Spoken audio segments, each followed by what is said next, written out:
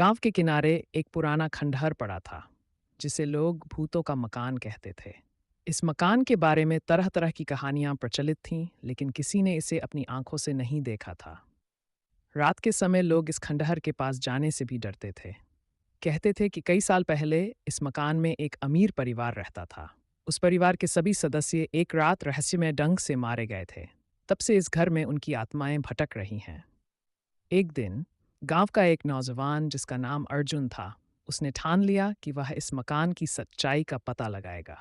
गांव के बुजुर्गों ने उसे रोका, लेकिन अर्जुन का हौसला कम नहीं हुआ। वह अकेले ही उस खंडहर में घुस गया। खंडहर के अंदर का दृश्य बहुत डरावना था।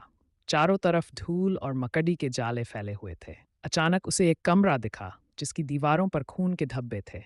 वह डरते हुए उस कमरे के अंदर गया।